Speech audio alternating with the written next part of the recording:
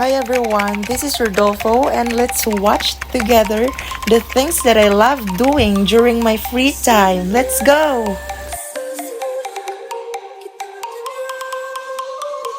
Of course, mulayo pa bata mag-una dyan na ang laag.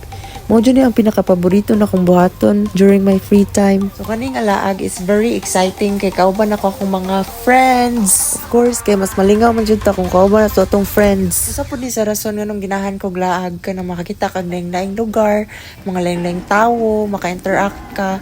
Because you know guys, I really love socializing. Especially diri sa Sinolo guys, o makita jud kag laing-laing tawo.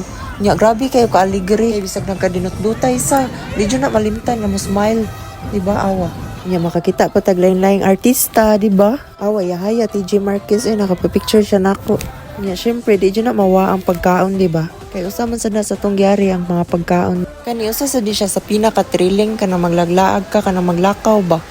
Nya kana bitaw maka-burn siya sa imong fats. Pila na kay fats na na-burn na mo ani nga naglakaw migikan SM pa dong Ayala. Mao jud ni pinakanindot nga laag nga nahitabo sa akong ginabuhi nga nalingaw jud ko.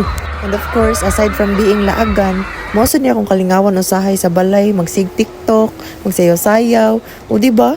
Sa kani nga simple nga sayaw, naka-burn pila ka fats diha. And of course, bonding with friends. Maura man dyan itong mahimo kung natay free time, di ba? Maglaglag with friends. Ingon pa nila nga enjoy your senior high school life kay ini ka college lagi daw mas stress na daw ka. So mao to among gituman nag-enjoy jud mig-ayo sa mong senior high school life. Muna nangalipong na tungod sa ka-enjoy. Makaingon jud kog dili kompleto yung senior high school life kung wala mo nakatry aning mga among gipambuhat. Basta kauban jud ako akong mga friends o mga classmates. I can say nga kompleto na jud akong adlaw ana. Kaya nga wala dyan adlaw nga dili ka magkatawa ni nila. Nya mawala dyan mong stress sa akads ba. Nya pung pa ni nila nga mental health is important lang daw. Aside nga magsige kog kuyog sa akong friends and classmates, na dyan time nga gusto ta maginusara. Kana bitong para nimo dira nimo makitaan ang kalinaw. I really love watching sunset alone. Grabe kung makakita og fireworks ba kay mura jud kog mabalik sa pagkabata. Kay nga no, pagbata na ko wala jud mi naka-experience ani as in.